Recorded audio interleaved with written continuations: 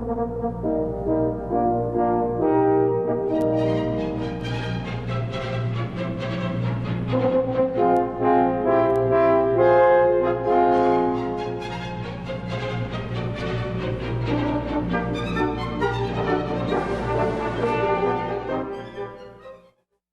ready. I'm Lieutenant Colonel Dick Merritt, United States Marine Corps retired, conducting an interview today in Aspen, Colorado, 5 June 2007 at GrassRoots TV. We are interviewing Jack de Pagter, and Mr. de Pagter was born on 15 July 1923. He served in World War II, and the organization we are conducting is the Roaring Fork Veterans History Project in association with the Library of Congress. Welcome to the interview, Jack. Well, thank you, sir. We've known each other for about 37 years here in Aspen. You and I have climbed Castle Peak together and some other mountains with the Colorado Mountain Club, and attended some great Colorado Mountain Club banquets at the Holland House that you and Annika had. I remember some of the cream puffs that Annika used to make. Remember those? Thank you. And then, of course, going to the wedding reception for Jack and Yasmin, your daughter, up at the Holland House. And I always see you riding your bicycle up Castle Creek. So that goes back to your European background, where you extended your visits throughout the Low Countries in the Belgium and Holland. So I'd like to ask you, during World War II, what was your service? Who did you serve with? What did you do? Well, you know, I was 17 when the war broke out. I was in Holland. We got occupied. First we got bombed, got occupied, and I realized that when I was 18, the Germans were there. When you're 18, you had to go to Germany to work in a factory. And being patriotic, I didn't want to work for the enemy.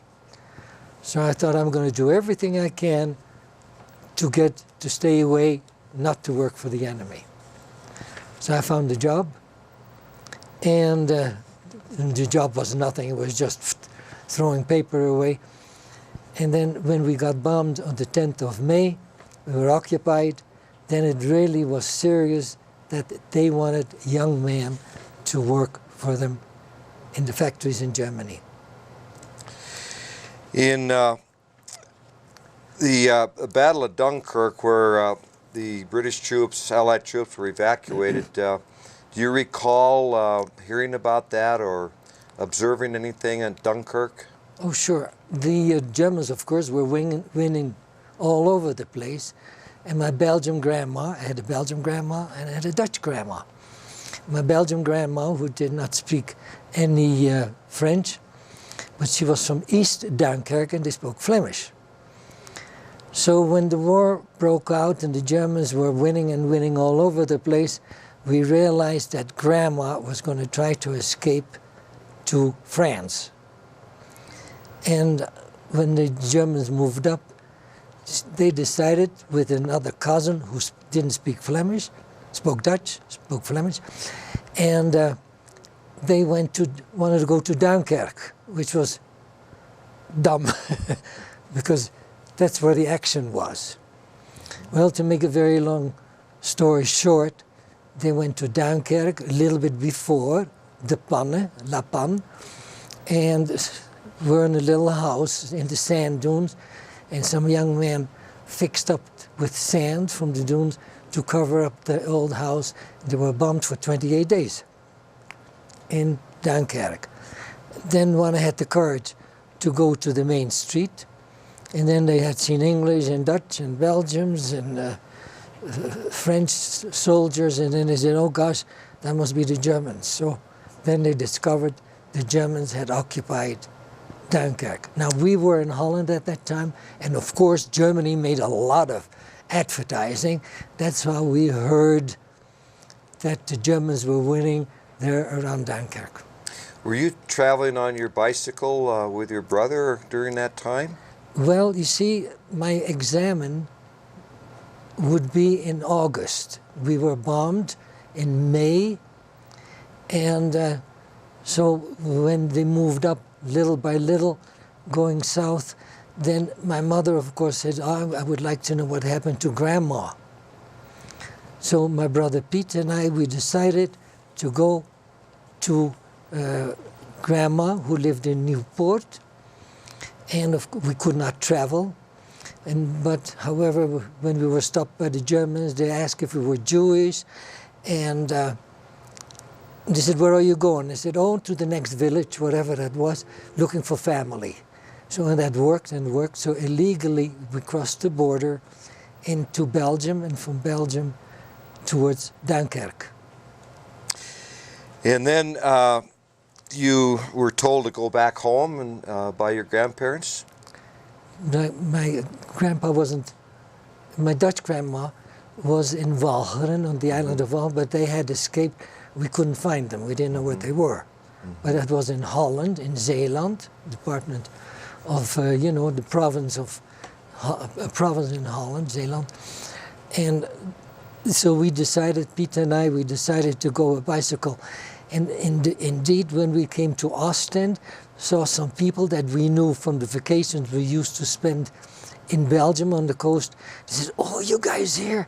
Gee, how did you get here?" I said, "Illegally on the bicycle."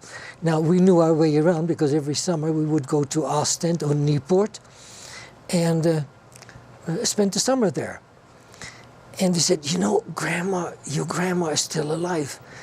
They couldn't make it because they were going to escape to England because my uncles, their sons, she had 2 sons, they were sea pilots and they were going to take the boat and go to England, which they did.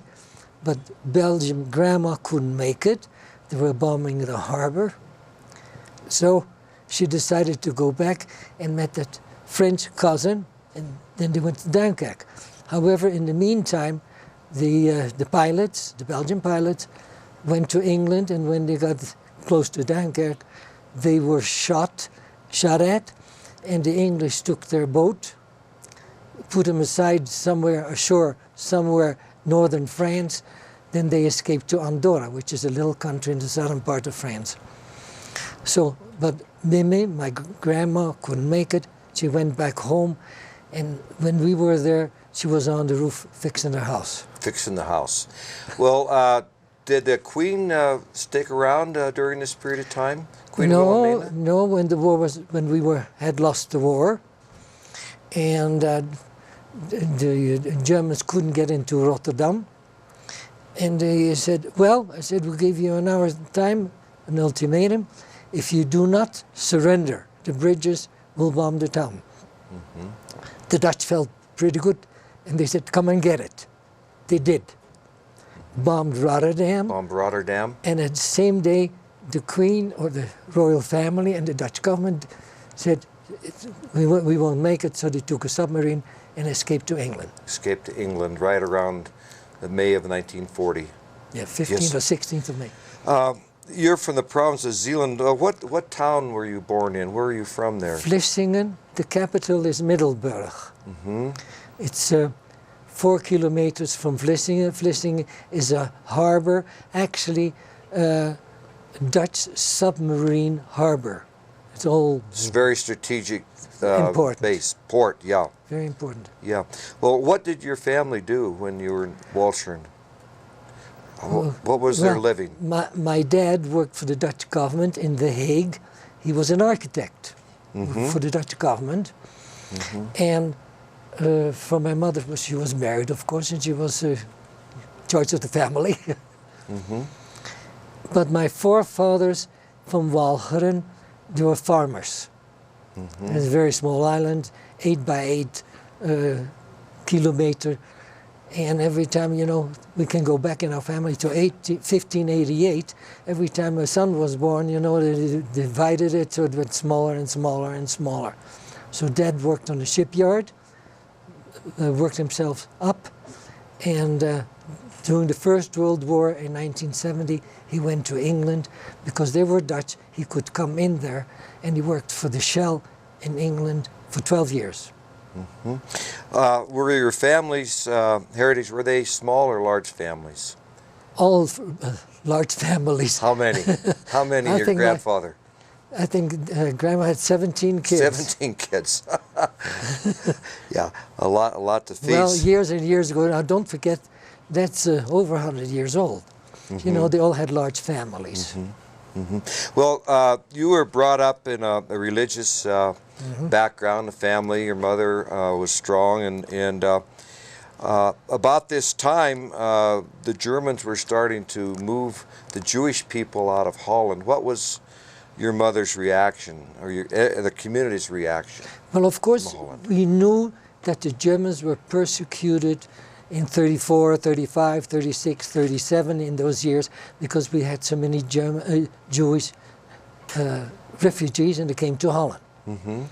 And so they lived in Holland, but when the Germans occupied Holland, those poor Jewish people were grabbed by the German and still shipped to concentration camp. I see. So my mother, being very religious, she belonged to an organization,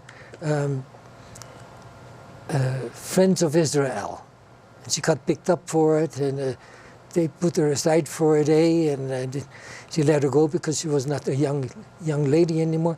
And then they said, well, they gave her a sandwich and said, whenever we let you go, you can tell your Dutch friends that the Germans even fed you.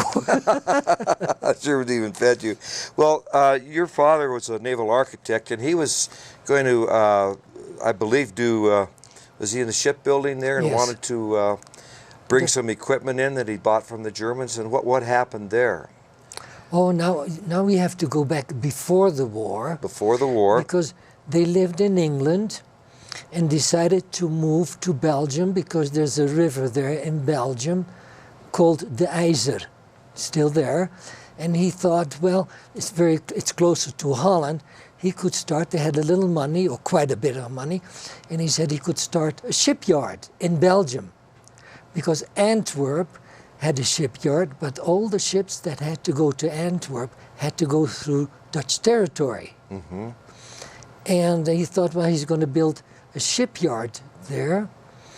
And so they had to go to, or he had to buy the machinery in Germany, because, you know, the Dutch don't make all those cars or whatever.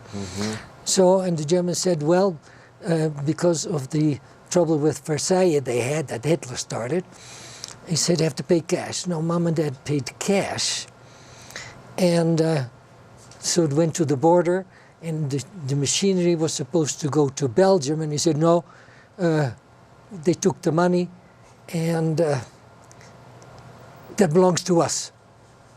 So they took all the money, and Mom and Dad, when they were still in Belgium, Dad went back to Holland and worked for the Dutch Navy. And worked till forever and ever. So would it be true to say that there was discontent in the Low Countries with Hitler coming into power, and Mussolini was making his move in Italy? Sure, especially the last day when France was falling apart, and then Italy, they attacked the southern part of France. It was in August 45, 40. Well, how did you hear about what was going on with the German takeover? There was no TV then, but... No, but the radios. I mean, radios. Holland was neutral, and you read articles from the English papers or from German papers or Dutch papers, so put two and two together so you could figure out exactly what was going on in Germany. Well, the Jewish people were evacuated to the work camps, and then came the murder of Rotterdam in Middle Bay. You've written a book, Jack, and I've seen some of the photos in there of the total destruction of these beautiful structures that the Germans bombed out and killed many the Holland people, the Dutch. Sure, they did in Rotterdam. They said, you know, we needed Rotterdam. The Germans needed Rotterdam because it was a harbor. And the Dutch felt pretty good because the Germans couldn't get over it. Said, we'll give you an hour, and if you do not surrender, we'll bomb the town. And the Dutch felt great. They said, try it. And they did. And they did the same thing in Warsaw, and they did the same thing in Middelburg, because you know there was an island, the capital of the island, and they couldn't go over there, and they said, oh, if you don't let us pass by, we bomb it. So they bombed Middelburg. Even though there were borders between Belgium and France and Holland, would you say that there was a common pulling together against the Germans to survive?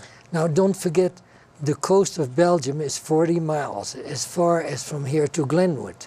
So when you leave Holland, you travel 40 miles, you're in France. In France. I mean, because there was Dunkirk. And we spent lots of summers in Belgium, and a lot of Belgians would come to Holland, to the tulip fields, or go shopping in Holland, and vice versa. They go to France or whatever, and they said, oh, Dutch, or we would say French, or Belgians, you know. No, we got along fine. Because of this, did you become proficient in any of the other languages? Well, born and raised in Holland, the Dutch and the South Africans are the only ones that speak Dutch. And the Belgians, they speak Flemish, which is actually Dutch. So when we went to school, the teacher always said languages are the most important thing for you. If you want to be a policeman, they're going to ask right away, how many languages do you speak? Because only the Dutch speak Dutch. And as I said, you know, some people in South Africa. And they said, well, you have to learn another language. So the schools we went to higher schools, and we had to learn French, German, English. And I have to say, we had the chance to practice.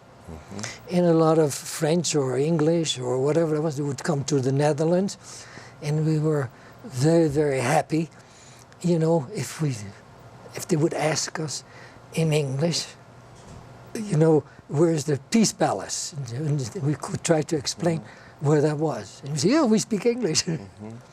Or vice versa. So this knowledge of and ability to speak foreign languages played an important part, would you say, in during the war for you, personally? Because when I had escaped, you know, when they forced us, after we were a prohibited area, I became a farmer because I thought, you know, I'd at least have something to eat. Then it was in the southern part of Holland, close to the Belgian border. And in the meantime, my brother Piet had connections with the Dutch on the ground, and he said, you guys are so close to the Belgian border, could you figure out how to get into Belgium without any troubles? And I worked on a farm, and I had calluses, but there were so many false papers, the Germans said, oh, there's so many farmers around here. Show me your hands. Show me your hands. And you're not a farmer. You're not a farmer, I'm not a farmer. Well, you know, you were in that age group of 18 to 45, and they had what was called a razzias. Razzias. Could you tell me a little bit about that? What happened when the Germans... Well, you see, after the first year, everything was going well for the Germans, but when they gave up to invade England, and they said, oh, those allies, those English, England was alone, you know, they're going to invade France or Belgium or Norway or Denmark, you know, to hit Germany.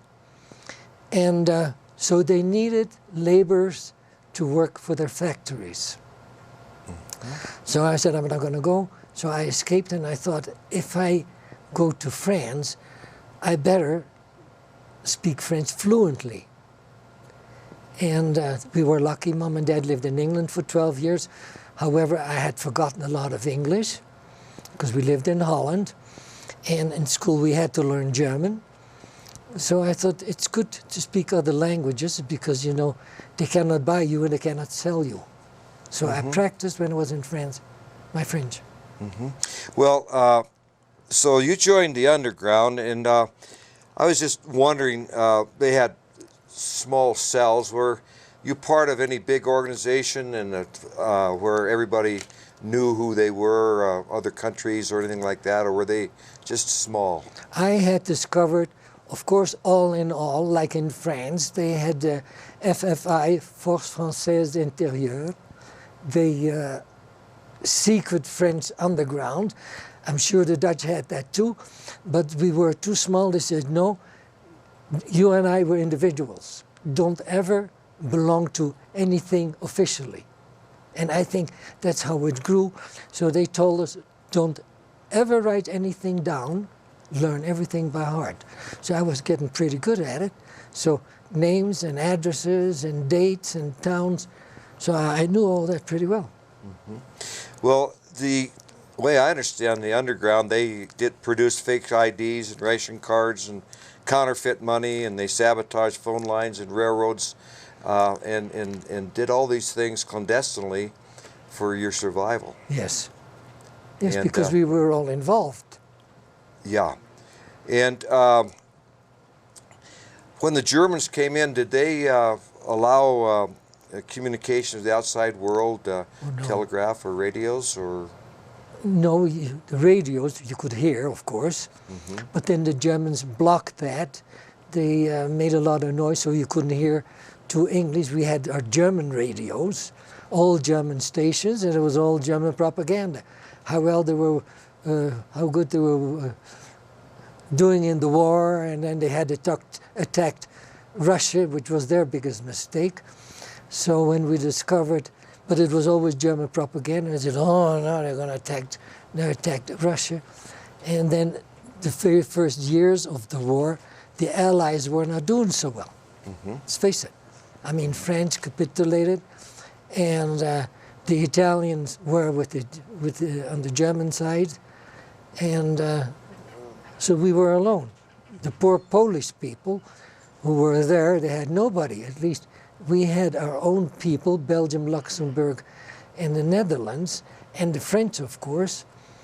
So we helped each other there very well. What would happen if the Germans found a radio in a home in Holland? Then you're a spy. You're a spy. Sure. Well, that The wall, they always said against the wall. They all said against the wall, or in the haystack, maybe. Yeah. Anyway, you left, you went to a Belgian farm initially? Yes. No, a Dutch farm. A Dutch farm? Who had property next to the Belgian farm. Next to the Belgian farm. So I worked there for a while, so the Germans would control the border. And of course they knew us because we were workers. And so my brother Piet had said, try to find out how to get into Belgium without too much difficulties. And so we were working there, and we discovered every 20 minutes a German patrol would come by at the stop where we were. So I, with the farmer, Mr. and Mrs. Decker, and they said, we'll figure that out. So they said, oh, you know, every 10 minutes or every 20 minutes or after the hour that late, the German patrols come. So they went there and they said, this is the way to cross. Go to the Belgian farm, because they knew the Belgians. And that's how I escaped and found a route to go to Brussels. And then when I was in Brussels, my brother Piet was working with the Dutch underground, printing false papers. And as long as there was a stamp on it with the swastika, you know, the German, then you were safe, because the French, they didn't want to read it. The Dutch hated it. And the Belgian, they said no. I said, you know, one of those collaborators. So with those false papers, it was easier. That's why I had false papers being a farmer. But I was a farmer for the past couple of months, so I had calluses. And a suntan? And a suntan. Well, how did you get tickets to get on the train to get from point A to point B? Well, later on it was almost impossible. But the very first years of the war, you still could. You had to ask the Germans a permission to travel, and they said, well, Grandma lives on an island, or, you know, my sister is sick, lives close to the German border, you could travel and you could get a permit, you could do that. But it got worse and worse, and too many people took advantage of it. So then the Germans stopped that, because Holland had a military government, which is different than civil government. Denmark and Belgium and France had civil government. In other words, if you did something wrong and the Germans would grab you, you had to go to court, but you would go to a Belgian court or to a French court or to a Danish court. In Holland, no, the Germans, they had the right, shoot you right there. Enemy of the state, against the wall. Well, you wound up on the French farm. How long was that? How long were you there? I was at the French farm the 24th of February, so it must have been the 26th or the 27th of February, 42. Until when? Till we got liberated by the Americans. Got liberated. So, but even though you were on the farm and you were working on the farm, was there ample food there compared to what was going on in Holland? Yes, yes. Because, you know, Holland is a small country, and it was the garden for Germany, because all the vegetables and all the cheeses and all the eggs that went to Germany was because it was close by. But when the Germans discovered that the Dutch weren't very cooperative, they said a farmer only can have 10 chickens. And the Germans stole 18 million chickens, went to Germany, but a few farmers still could have 10 chickens, and they let them run around the house. So let's say if they had 20, the Germans couldn't go around and count all the chickens. And so you could buy an egg once in a while for about, $15 for an egg. For the rest, there was nothing to eat. Could you trade butter or eggs? I know you probably wouldn't dare go into trade, perhaps the ladies on the farm would, but could you get clothes and that type of thing? Clothes was the most difficult thing to obtain, because you couldn't buy any clothes. The Germans, when they came to Holland, and they all got the 100 marks every month extra, so they could empty the Dutch stores. They bought clothes, blankets, shoes, and of course, you know, there was so much in Holland, but after 2 years, when the Germans bought it all, see, they say, well, we pay for it.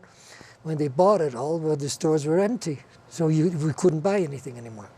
So you wore clothes, same clothes for... All through the war. All through the war, Jack. So I must have looked like a scarecrow. You look like a real farmer. Scarecrow, yeah. Yeah. Well, anyway, throughout France and Belgium, there were, I would call them safe houses, where you could help in the underground downed aviators that were coming through, maybe Americans or Canadians or British allies coming through. Of course, I didn't know that. When I was finally stationed at the farm by the people who helped me go illegally into Dunkirk, they said, oh, Mom and Dad live in France, and with 5 brothers and sisters. They said, if you ever are in difficulties, you know, go there, they'll feed you and you're protected, because France had civil government. Civil government. So it was much easier.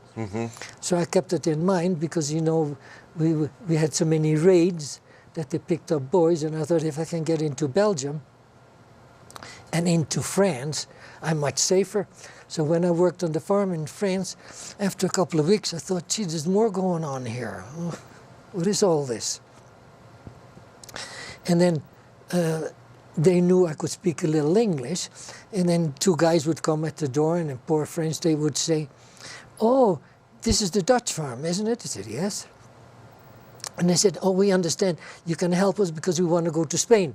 I said, you have the wrong farm. These are probably downed aviators. Most of them. I mean, we discovered that later. Then we said, but you can stay here a couple of days, and we happen to plant potatoes or making hay. You can give a helping hand. You have to give a helping hand, you know, for a meal. So then when we discovered, I was supposed to discover if there really were English-speaking pilots, Canadians, South Africans, or English from India, or Americans, of course. And so I thought, yeah, I could look at the shoes and the way they crossed their shoes or their shoelaces. Or we said, would you like to have a beer? There were little things we could discover. They're not Europeans, see. Because a European, when they open up a package of cigarettes, they would open up completely open. And they all had a container and put the cigarettes in there. Now, Americans won't do that. When the Americans drink a glass of beer, they have a glass of beer and they don't use a glass. They drink it like this, see? And then we told them that, I said, be careful because you could get caught that way. They know right away, even if they didn't speak any French, but they look at it and they said, oh, you want a beer? And then they get a beer, and then they said, oh, they're not Europeans. Did you get any of their names? Did you? No, because we had promised, never asked any questions, never asked where they came from, never told them where they're going to. No. So they were kept on the move. They didn't really stay there and work on the farm for 6 months or anything like that. We had two Dutch guys who escaped, matter of fact, Marines, Dutch Marines, and they were tired of escaping. And they said, well, we always need help. You can. So they had false papers and they just stayed on the French farm the way I did. Was there any way that you could tell, like some of the Germans were posing as allies and coming through, or were there any words that you used or tests that you used, a language, a word that you used? No, that was, during the war when we were in Holland and we were still free. And then the Dutch had said German parachute troopers have landed, let's say the Moerdijk, a big bridge, and they said, and they're dressed up as nuns, or they're dressed up, in Dutch clothes and all this. He said, we asked for volunteers, and of course I was 18 then. Then they said, see if they're really Dutch. Then we say, you have to say Scheveningen. No, they couldn't. What was that word? Scheveningen. I couldn't say that, Jack. So right away they couldn't say it. They said, you're not Dutch. You're not Dutch. Yeah. You're not Dutch. So, well, we grabbed them then, or we turned them over to our soldiers. They interrogated, and I don't know, of course, what happened to them. Probably were Germans, or I don't know. I remember once we caught an English guy who couldn't say that. And I said, that's an English guy. I said, you're English? He said, yes, I work for the English embassy. But he lived in Holland, spoke Dutch, but he still couldn't say Scheveningen. He couldn't say that word. And we grabbed a French lady once, and she couldn't say that either. She said, moi, je suis française. I'm French. And then we said something in French, and then, oh yeah, she's French. So I was very proud that my languages helped us a lot. And you became more fluent in French as you lived on the farm. Yes, and when I was in France on the farm and we smuggled people, we didn't know that we were smuggling them. So we said, well, you see over there, that farm, I mean, we're just farmers. And it's not so bad under Hitler because, it's for the working class. That's us. He said, but if you go to that house over there, 4 or 5 kilometers with the red roof and a big barn and have this and this and this, we think they can help you. So we shipped them. And then later on, when the war was over, we checked on that and they were all part of the chain. You showed me a photograph of 5 British airmen that were put into a monastery. And what were they wearing when they came out of there? I think they looked like monks. They looked like monks. And they were in that monastery in the book that you wrote there.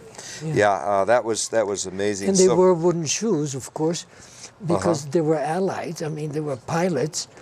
And so they never talked. They always pretended they were praying. Well, the communications were such that the word was out when underground people were traveling. It seemed to me, or how did they know that you were moving from farm to farm or from town to town, and how would you be contacted, or you would know how to contact somebody? You used your memory, of course, but I just do not know how that would work. How do you know? Either. I have no idea. When I left Holland, and I was as a farmer, I had a pitchfork with me, and we were then on that Belgian piece of property, and here comes a Belgian, and I could hear because he spoke Flemish, and so then they just said, follow this and do that. But no, we did not know anything, and we never knew where to go. And how they got the information, because my aunt, who lived in Brussels, she had a little hotel, about 9 rooms, and it was in the red light district. And she said, be on the 10 o'clock train, because that's the train, the top train for people that didn't behave, you know, murderers and all that, but they could work for the Germans. They were going to be shipped to Bordeaux, where they were working on the West Wall, you know, the Atlantic Wall. The Atlantic Wall, yeah. Atlantic Wall. And so when I got on the train, and here they come and check, and here comes two guys, and they opened up a book, and they said, what's your name? I said, Pagter. They said, oh yeah, right here. How they ever knew. How they ever knew. Or maybe my name wasn't even in it. I ever knew. Well, even though the war is going on and you were in the Bosse farm and the Germans were requisitioning wheat from you and taking the food, I think one of the reasons you're such a strong man today was from that farming, going up the ladder of those wheat bags, those 90-kilogram bags up the ladder. Why, you have a bad back today? Yeah. So that was really a story to be told. And of course, you wound up here in Aspen. How did you first hear about the word state Colorado, or even the word Colorado?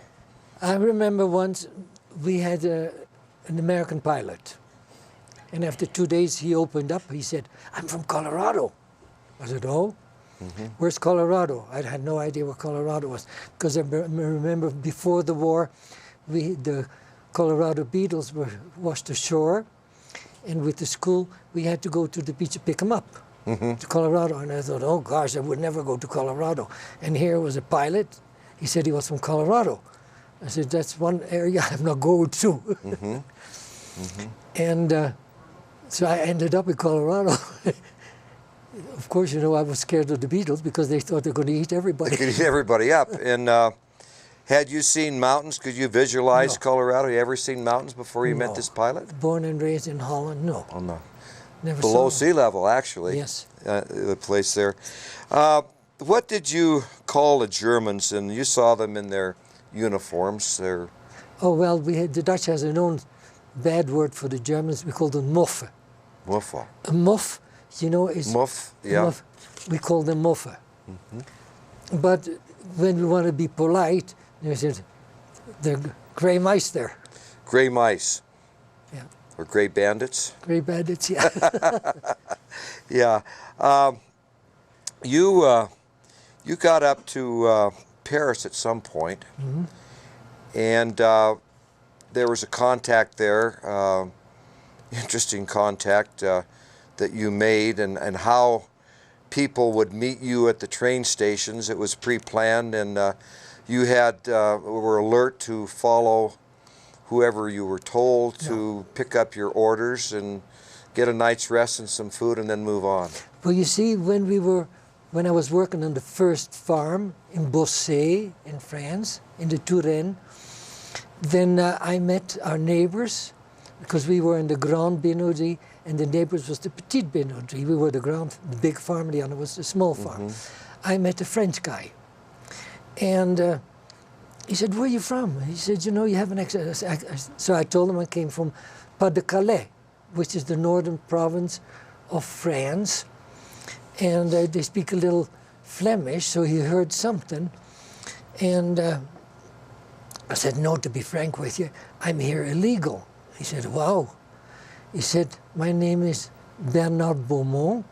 I belong to the French underground. I'm going to see that you get false papers. So a week later, he came, took a picture of me. And he said, your name is now Jacques Binic. Jacques Binic. And he said, but the birthday was the same, July 15, 23, because... Yeah. And he said, don't ever add, because if you add in another language, you have a heck of a time. Oh, yeah. He said, don't ever add. He said, well, I'm dumb. You know, we're farmers. I don't add that well. So, but keep on doing those things. And 2 weeks later, he came with a French paper, and my name was Jacques Binic. And I was from Lorient. Lorient is a town in the northwestern part, that submarine station. the Germans had taken that and they bombed that a lot. So they said, in case you ever get caught, he said, you should know something about ships or all that. I said, well, I was born on that. Born in that. So no problem. Right there, no problem there. He said, well, practice your name. So whenever I had a chance, I had a pencil and a piece of paper, I marked down Jacques Binic, Jacques Binic, Jacques Binic. And if in case they would say, because they called me Jacques, my name is Jack. In Dutch it's Koos, Jacobus.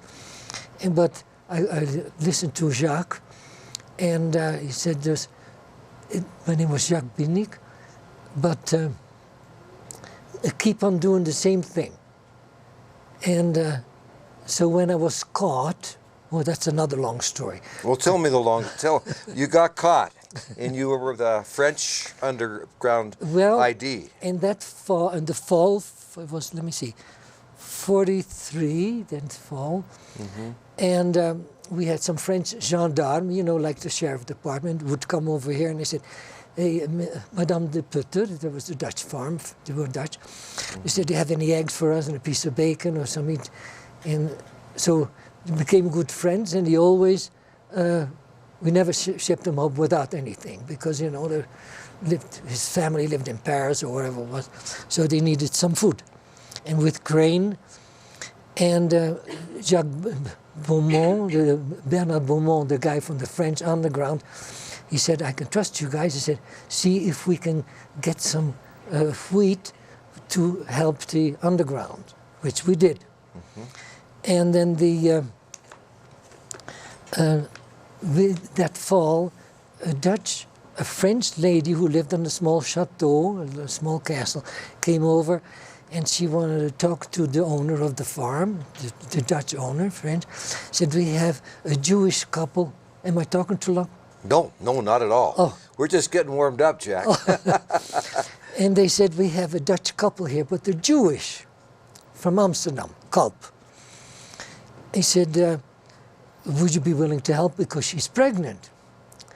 So the farmers, being very Christian-like, they said, sure, under one condition, they have to have false papers. They came back with false papers.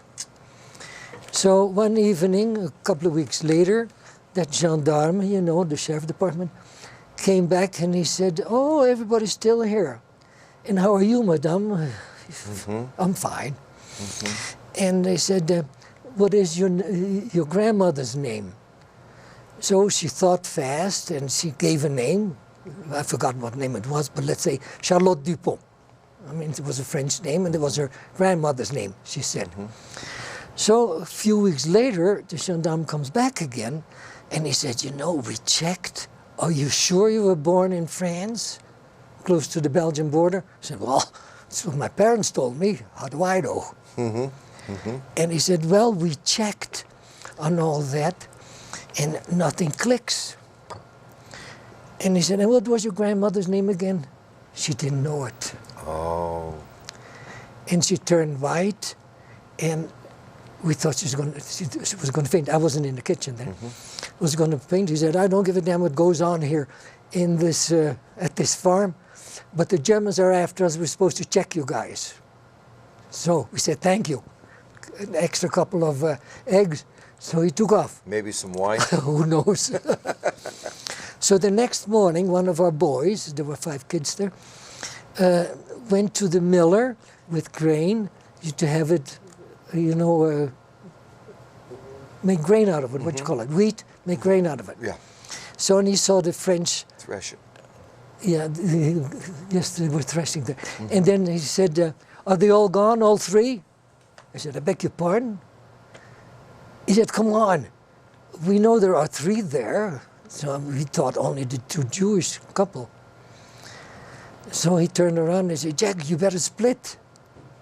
You know, because they know that number 3, that must be you. That was I. So took the bed apart and threw some potatoes in there and moved a goat in there. So a goat in the room? Yeah. In the room. It's like nobody'd been there. Yeah. So the goat lived there. And so she said, go through the fields and go back to Monsieur Gaucher, the veterinarian who had helped me when I got to France in the very first couple of years ago. And So I sat with the German, there was a German with horse and cart, 2 Germans, one had a gun and the other one was taking care of the horses. And they went first to that chateau, picked up the 2 Jewish people. And I thought, my gosh, we didn't say a word, of course. So I thought, the Germans know all about it, that we had Jewish people. And they picked me up because, you know, I don't know why. Anyway, so we were going to go to a little town, Saint-Maur, and it was early in the morning, 6th of January, and it was very foggy, very misty. And we had double German daylight saving time. So the sun only came up around 10 in the morning. And so when we were going there, all of a sudden, I don't know why. I mean, if you asked me what happened to me, I would not know. All of a sudden, something entered my mind. Get up and jump out.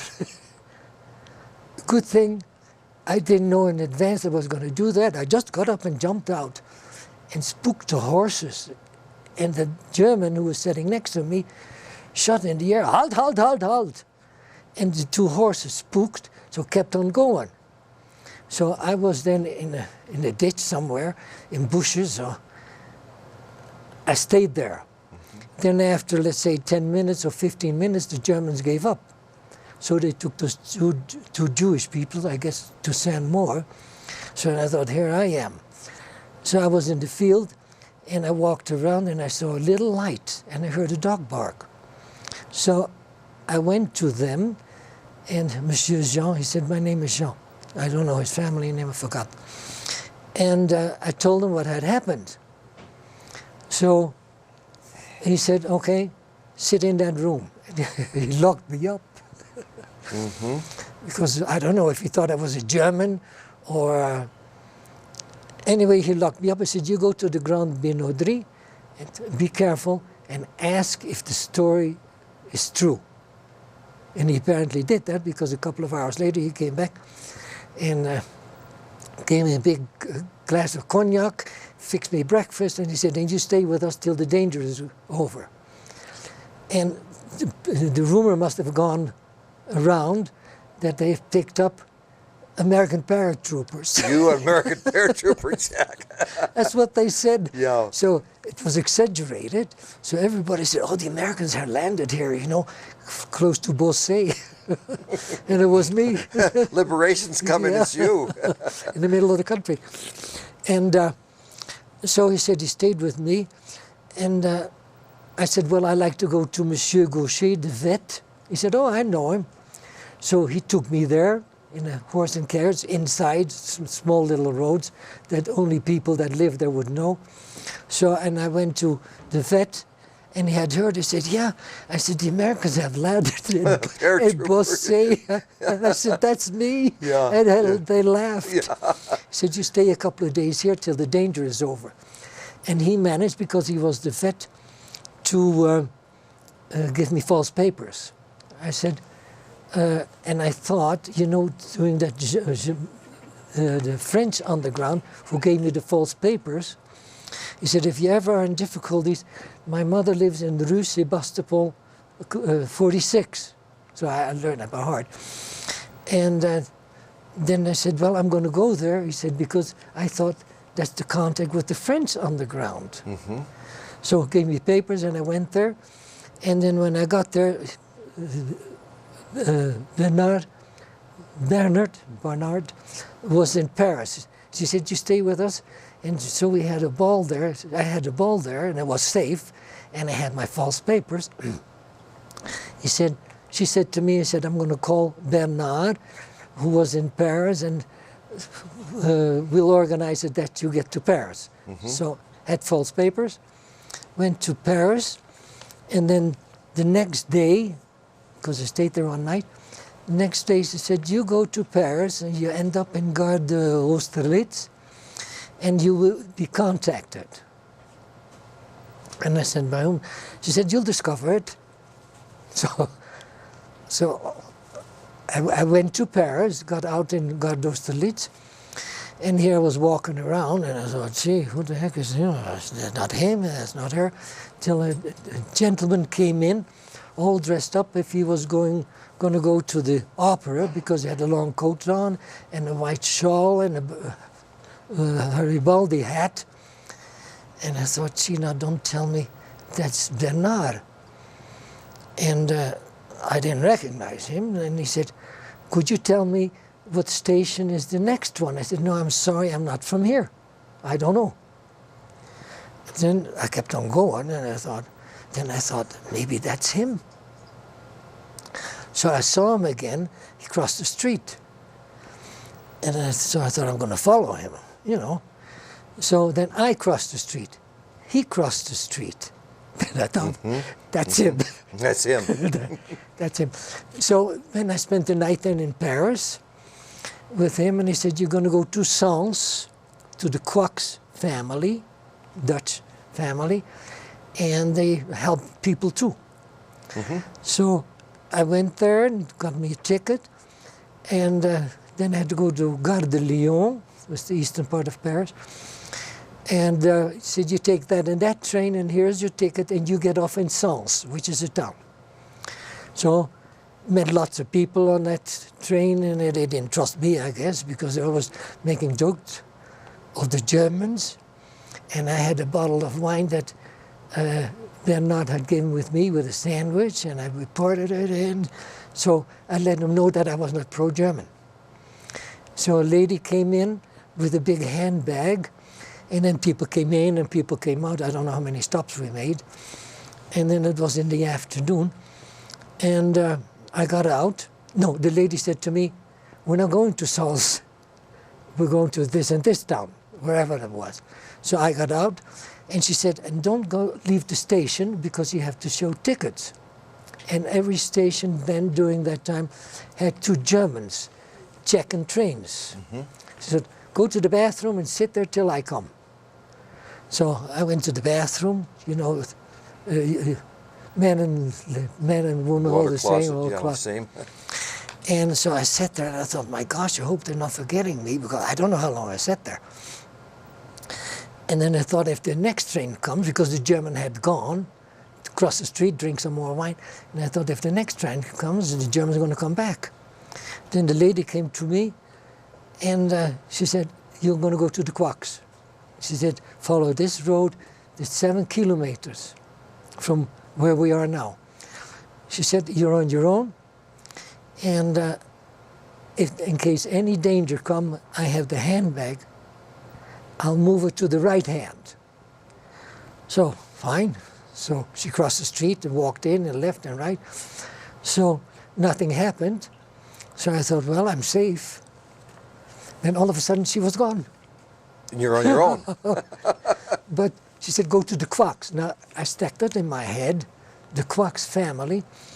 So when I walked further and I saw some people working in the field, and they said, could you tell me where the Kwaks are? He said, oh yeah, not so far from here.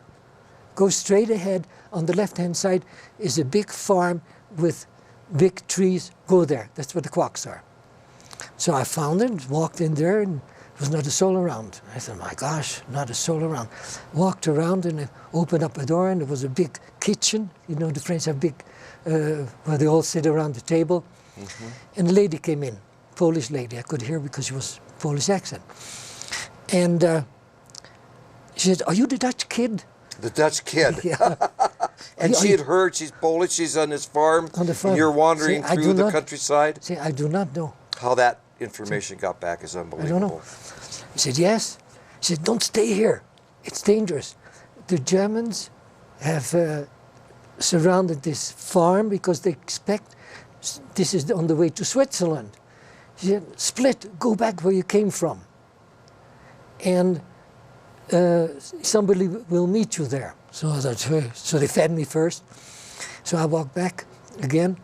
And then I just was supposed to take a bus to Villeneuve-l'Archevêque. See, and I remember all those names. And didn't write anything down, they're all in your head. So I was there, and there were so many people waiting for the bus that I thought, my gosh, we'll never get on. And here the bus driver said, nobody can get on anymore, you have to wait till tomorrow. And I thought, what am I going to do? And a lot of people, there were at least 40 or 50, they couldn't get on the bus. So I walked around, I heard two girls speak Dutch. And I heard one say, gee, what's his name? The other one said, I don't know. Well, who were we supposed to pick up? I said, I have no idea. So I walked up to those girls, one of the girls, and said, in Dutch, I'm the Dutch guy. You're the Dutch guy. I mean, this is absolutely amazing that they found you at that bus station and how that information got communicated Probably, so you I could think, operate. Probably the Polish girl contacted whoever, those two girls, I guess, I don't know. And then she said, well, you know, we're going to go to another Quarks family. And then, so we walked through the fields forever and ever. Gosh, I had walked already so much. Excuse me. Walked so much. And so finally, I think we got there 2 o'clock in the morning. I remember I was floating. So they opened up the door and they said, here's your bedroom. And they gave me another big glass of cognac and a glass of milk. And they said, we'll call you in the morning. I slept like a log. Well, you see, because that morning, you know, I had walked came from Paris and down to that farm and with the Polish girl. So early in the morning, around 10 o'clock, they woke me up and they fed me. And I must have looked like a farmer, awful. Had no shoes, decent shoes. And so they said, we're all going to go to church. Would you like to come along? So I said, yeah, of course. He said, there are a lot of Dutch there. I said, that's fine. So I went with them in a horse and carriage, and we went to the church. And there were so many Dutch kids, all illegal. Illegal Dutch kids. And they said, yeah, we all have false paper. We're all from Zeeland. You see the southern part. Zeeland, yeah, from where you're from. See, and they crossed the border because it was easy for them. And so then Mr. de Hulu came, ex-Huguenots, and he said, you're going to come with us. I said, fine.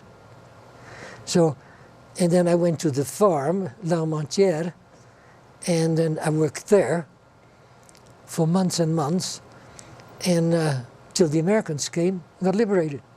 So the Americans came, well, 63 years ago, tomorrow will be D-Day, the 6th of June, Normandy, 63 years. And at that time, the Americans were pushing north out of North Africa. Rommel, the desert fox, had moved up into Germany to have a lead role in the defense there. And the Italians were running away. The Italians were running away, and Patton is heading, moving fast. And at some point, you must have met up with the Americans. How did that happen?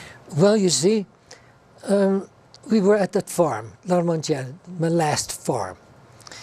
And then electricity went out, and we heard machine gunning, and planes came and fly all over the place. So it went on 3-4 days, and we said, gee, maybe we're liberated. We don't know. And I said, no, because you know the Germans, we lived a little higher, and the road was down below. We could see the Germans had set up machine guns or whatever. And they said, no. So our boss said, nobody's going to go to work, hide. So I went to the French neighbors where I was working with and hid in the haystack. And then all of a sudden, a whole bunch of Germans came. About 200. Are they in their gray uniforms? Yes, yeah. Retreating, I guess. They must have been retreating because we heard machine guns and we saw Allied planes going over. And there was one German kid and he was wounded, and Madame helped him with a bandage. And they took 2 of our boys and they took all our horses, and they were baking bread in the kitchen. So the Germans stole all our bread, and in the chimney, you know, we had hams and we had meats that we smoked. So when they took off, so I said, at least the Germans are gone. But we didn't dare to go, because we still could see 3 Germans standing there at the bridge. And then all of a sudden, there was a plane coming in. We saw a plane. You call them what, please? P-38, the double tail. Okay. And flying over our farm, and we thought, gee, we're liberated. So we go inside, get sheets, we started to wave. And now later on we think the Allies must have thought there were Germans surrendering, I think. Yeah. So they threw a couple of bombs. Oh, jeez. And missed us. So we flew back into the barn, and underneath, first in the basement, and then a plane took off, and then the Germans had disappeared on the road. They said, they're gone. So nobody was there, just us. And there was a school teacher, was from Rotterdam, and he was also illegally there with false papers. And he said, well, I'm going to go to that little town towards the Americans. And he came back an hour later, he said, I've seen them. Saw the Americans. So then they came to our town, so we were liberated. So we went down there, and you know, and here comes the first Americans, 3 jeeps, and 1 tank, and some armored cars and all this. And so we were very happy, and here comes Americans with 3 jeeps, and they had German PWs on their jeep, and the hands over the head. So the captain, Captain Baldwin, and he said to me, or to anybody there, I said, in poor French, is there anybody who can speak German? And so I went up to him in English, and I said, I speak English. Mm-hmm. Oh, he said, oh, the first Frenchman that I meet that speaks English. First Frenchman, you're a Dutchman. I thought it was French. And I said, well, I'm not French, I'm Dutch. And he said, oh, those damn Dutch speak all kinds of languages. So he said, ask him. So the Germans, you know, as white as a sheet and shaken and all that. He said, ask him how many men. So I asked him, how many men? Where did you come from? Where were your latest orders? Where are you going? So mark that down to the Americans. So they thought, and all those guys were having a ball. Here that knew, they thought it was French, interrogating the Germans. Mm-hmm. So before I knew it, there were 2 more Germans coming in. So and then the captain said, come on, we take over the mayor. So we took over the mayor's house, the city hall, had a table for me, and I got coffee, real coffee. Gave me cigarettes, and he said, ask them. So I said, and be strict. And then so I asked him, boy, I was having a ball. I said, where did you come from? And then mentioned little town. He said, no, it's not true, because the German before said we'd go to another town. So You play in both ends against the middle, yeah. So I played that all up. And so then the captain, so I said, I have to go back to the farm because, you know, I was working at the farm. And we were liberated, so they gave me a ride in a jeep. They took me there back in a jeep, you know, to the farm, and the farm, they gave me eggs and vegetables and fruits. So and then the next morning I had to get up again early, so they came and got me. They came in a jeep and they say, would you please join us, because it's important that you help us here, because you're Dutch. I said, yes, I'm Dutch. He said, you're going to be drafted, because we were allies. I said, well, fine with me, you know, because Holland was still occupied, it was still fighting there. And so he said, here's the uniform, join us. So I joined, and he said, we'll call you, you're attached to the American Army. So fine. So then I fought with them all the way through France, and to Trier and Épernay, you know, where we got all the wine, because Épernay is the capital of all the champagne, and I was in American uniform and I could speak French, and they were. So now you had a new set of clothes and new shoes. New shoes. And American food, riding around a jeep. And a helmet. And a helmet. So we were having a ball. And matter of fact, that night we went to Reims and they bombed us. Well, okay, they bombed us many times. And so then, the same time, a month later, they were having the Battle of Arnhem. That didn't work too well. So he said, you speaking Dutch and you're in American uniform, why don't we send you to Walcheren, or the other side of the big river? Because you know you can see what the situation is with the civilian because you speak Dutch. So they gave me a jeep and sent me over there in a water tank. You know, would you believe in a tank that went through the water? Oh yeah, I know the water buffalo we called them. Is that what it was? Yeah. So I went through there and I ended up there and they were fighting. I mean, they were really fighting. So then I went back, but then in the meantime, 11 days later, Walcheren was bombed and the Allies could pass through the river to go to Antwerp. Mm-hmm. So and then we were told we cannot cross the river anymore, we have to go around. So I went all the way around and found relatives, because I have relatives there. And they said, we have to go to Antwerp. So we went back all around to Antwerp, and when we were in Antwerp, they had those V1s, and we got bombed by the V1s. The buzz bombs. Buzz bombs, yeah. Mm-hmm. And all this time, Patton was moving eastward. Yes. The Russians were moving westward and putting the pincher on Hitler at that time. So you were... so in a week later, they had the Battle of the Bulge. The Battle of the Bulge. See, that was the first week in Christmas. What's Christmas? And that was a tough winter. And basically, you were doing intelligence work, and similar to what you were doing in the underground. In France, yes. And you weren't in a trench, you know, in the infantry. Yeah. But you were part of Patton's... No, I was with reconnaissance. Recon. Yeah. See, because we had 3 jeeps. We were always 3 jeeps, the first ones. And then when we would go somewhere, and it, say, for instance, when we were in Germany, you know, then I could say, like the last day of the, I had to tell them, the war is over, the Krieg is vorüber, the war is over.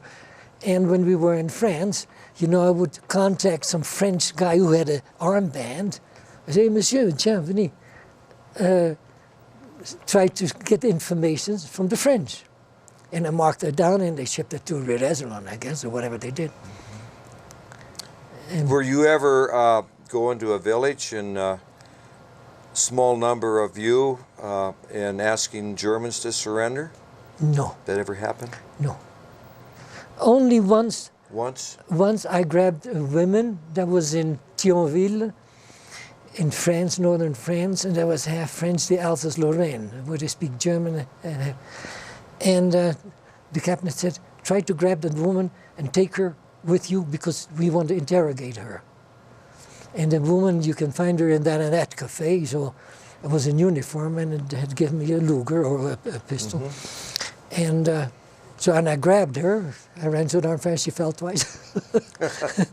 And then the Americans came and grabbed her. I don't know what they did with her or who she was. You were in a lot of potentially dangerous situations. Yeah, we were the first ones. The first ones in, yeah. Did you ever hook up with the Canadians? Well, you see, Walcheren, your home, where you were born, yes, in Zeeland, was liberated by the Canadians. By the Canadians. See, with the Canadians. So, did you go back to Walcheren to help them out and perhaps look for your relatives? No, because you see, then after the Battle of the Bulge, a week later, see, then February came, then they said, well, we're going to move into Germany. You better go back to the 3rd Cavalry, 3rd Army, reconnaissance, because, you know, we're going to go into Germany, and I could speak German. So I went back there, went to Luxembourg first, because they could not tell me where exactly the units were, and I had huge, huge maps. And they said, your outfit is there and there. I forgot the name. Trier, outside Trier. So I went there, and here I saw my outfit. So, gee, Jack, we're glad you're back. Yeah, you're glad you're back. Yeah. So then you pushed forward into Austria. First into Germany. Right until 7th of May of 1945 when, they just surrendered. Now, in the meantime, Jack, you had met Annika, who is a dear friend of mine. Thank you. In Walcheren when she was younger than you. No, in The Hague. In The Hague. You met her in The Hague. The Hague. Yeah. Because Dad had a job for the Dutch government and we had moved to The Hague. The Hague. And during the winter of 1944 and 45, when the Battle of the Bulge was going on, the Dutch well, there's a Communist Party, had a strike on the railroad, and so the Germans cut the food off, and you had the hunger winter going on. Now, I wasn't there, of course, but I know all about it, because the islands with the Battle of Arnhem, see, and Walcheren was free, so they could ship stuff to Antwerp. Then, in the meantime, a lot of Dutch, you know, they said, oh, next week we're free. But it didn't work out that way. Didn't work out that way. And then they said, all the Dutch that work for the railroad go on strike. Mm-hmm. They threw leaflets. Mm-hmm. So the Dutch railroad workers went on strike. Can you imagine that? Well, that meant the Germans weren't getting any food then. So the Germans, as a retaliation, you didn't help us, starved to death. Then the hunger winter came. And that's what they did. 50,000, I understand, starved. A lot of them. Yeah. And your wife Annika went through all of that, and yes. you know, I read that they would eat the glue off of wallpaper, and it was just terrible, awful. Yeah, a lot of people died for hunger. From hunger. And even after the armistice came, they gunned people down. The Germans killed in yes, in Amsterdam. The last day, the Germans were scared because they realized that they've had it, mm-hmm. and the Dutch underground, you know, they said we're going to get even with the Dutch, mm-hmm. and some were celebrating already the liberty, mm-hmm. and the Germans shot at them. Mm-hmm. There's a picture in the book. Yeah. So the war ended, and there were still political prisoners and interrogation to be done. And did you go where, to Munich? Yes, I went to Munich. And what was your assignment there? Well, they said, now you're an interrogator. Mm-hmm. Because I had done that, you know, with the... Initially, yeah. So and then they shipped me to Garmisch, so which couldn't be better for me. So I was in the mountains and fell in love in the mountains. So was that the first time you'd ever seen a mountain, or when you got to Austria? In Austria first, yeah. Yes. Well, Garmisch-Partenkirchen turned out to be a sister city of Aspen. Yes. And you visited there since the war? Twice. What was your last visit? What was the purpose of the last visit to Garmisch? Well, you see, we are sister cities with Garmisch, and I was stationed in Garmisch, and I went climbing a lot, mm-hmm. and I hiked and climbed, and I thought, gee, I wouldn't mind go back to Garmisch and climb the same mountains there again. Mm-hmm. And so I did that. You learned to ski there? Well, they had a glacier there on top, and Zugspitz.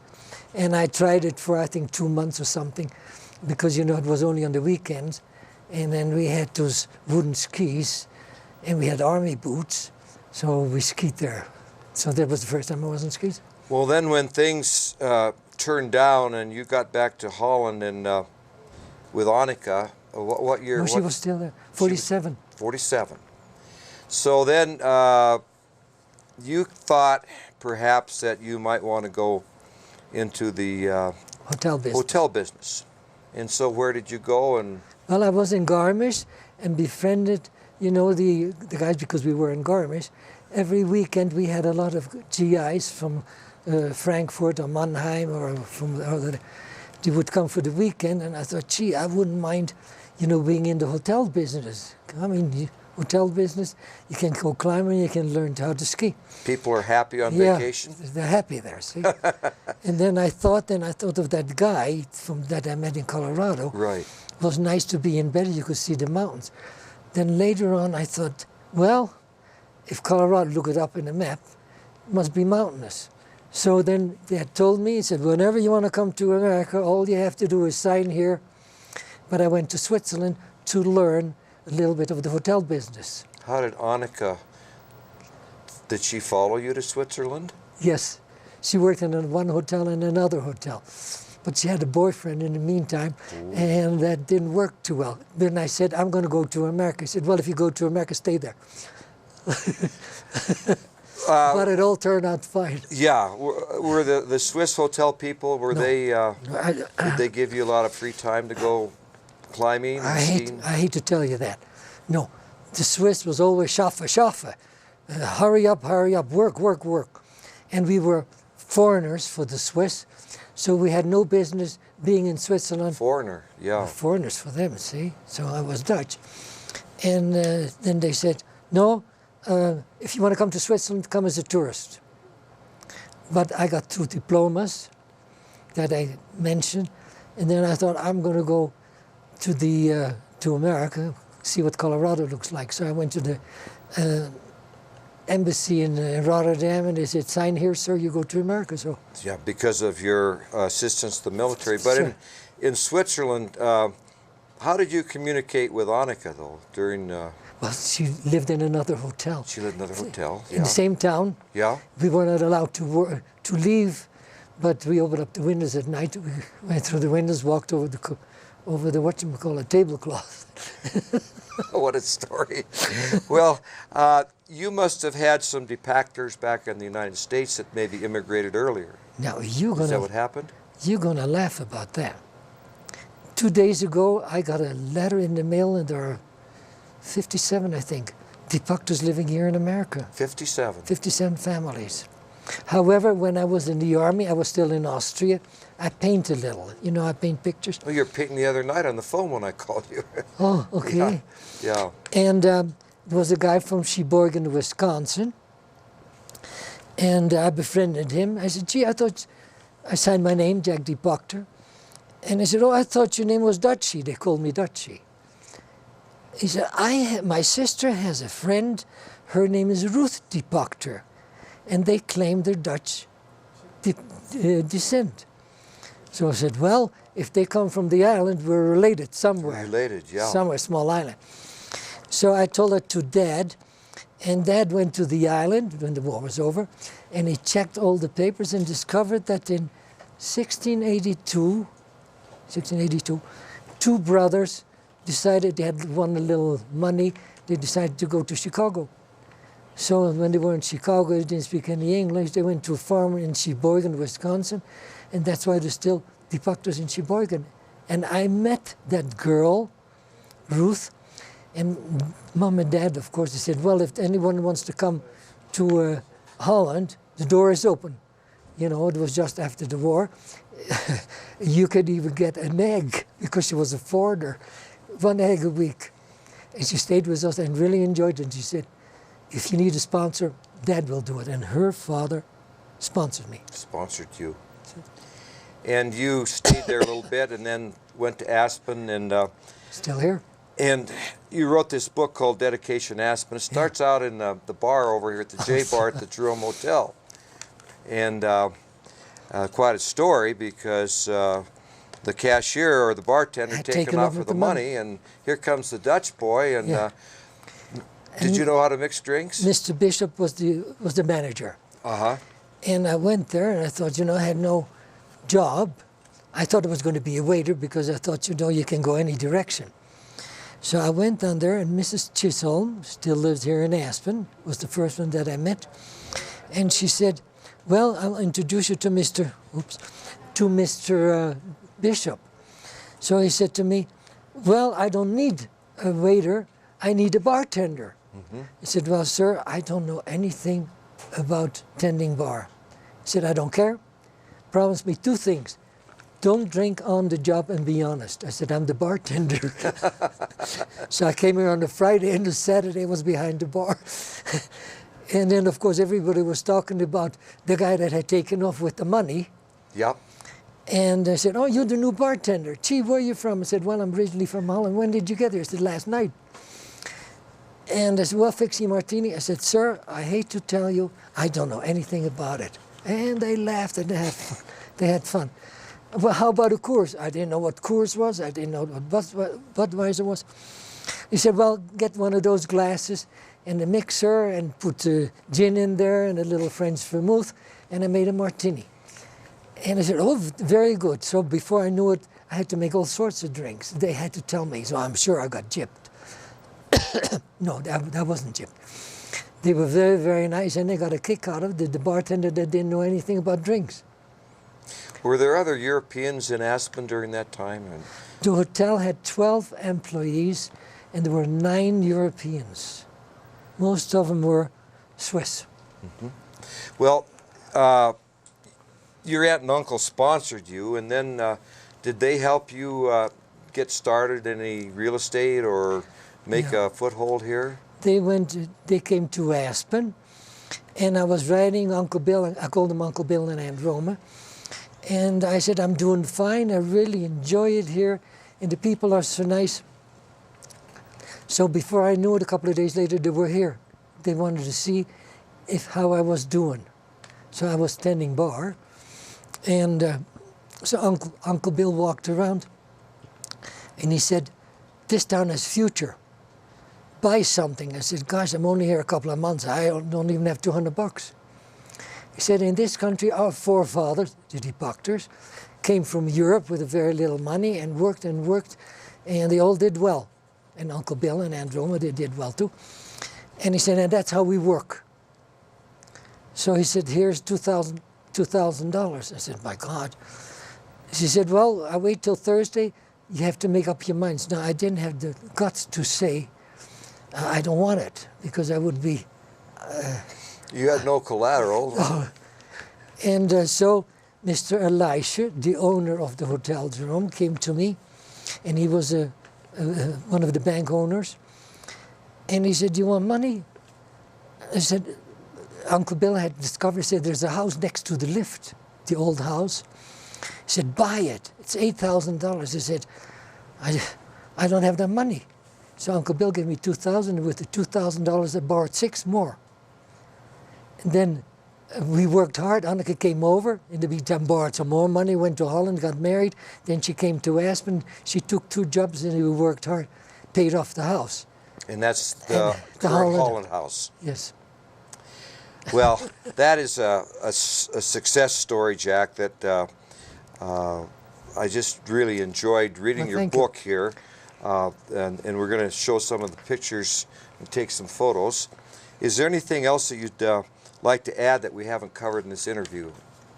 The real success story. All little stories here and there, you know. No, not that I know of. You know, that little stories that we were sitting and being occupied by the Germans. And the streetcars, that streetcars was summer, and the windows were open. I was sitting next to Piet, and it happened to stop, and there was a German lady sitting there, you know, a lady in uniform. We call them air mattresses, lady mattresses. They were German ladies. Serving the troops. So we were sitting that far from each other, and Piet said, went to her. And the lady got angry. She went to the Dutch conductor and said, stop the car, stop the car. And he didn't say anything, he didn't stop the car. So then everybody in the streetcar stuck out the tongue to the German lady, so she must have had a bad night. It's kind of those were the jokes. Jokes. One thing we didn't mention was, you know, Holland is below sea level, and Walcheren is below sea level, and the Germans, I think, bombed the dikes out. Yeah. And what happened there? Well, you see, Germany had fortified the Walcheren very much. The key strategic port. Because, you know, every ship that had to go through Antwerp had to pass Walcheren. The Germans realized that, and so they put bunkers in there, and they were all below sea level. So the Allies thought, wait, we can bomb the dikes, and then all the German defense are on the water. They warned the Dutch, but there was an island, they didn't let them go. So a lot of people drowned, and then they fought there. However, the Germans had to give up because English and Canadians, they all moved into Walcheren and liberated that island. How did that get repaired? Oh man, they took years. Took 18 months to repair the dikes, and before the Germans gave up, they had to give up, were taken prisoners, we had 3 big pumps that could pump I don't know how many million gallons a minute. And before the Germans took off, they smashed them all. And Canada gave 2 pumps. There you are. Well, we thank you, Jack, for coming in today and for serving our country and being thank you. a successful well, I'm here and an American by choice. An American by choice, and bringing a lot of joy to a lot of tourists and skiers and people and friends you've made, and what you've done in the mountain club and starting the Winterskol, everything. So I'd like to present you with an American flag. Well, thank you, sir. Appreciation for all you've done. Well, thank you. Thank you, Jack. Be in the parade of the 4th. Yeah, bring it on the 4th of July, Jack. Well, thank you very much. It was very good. Are you want some water now? No.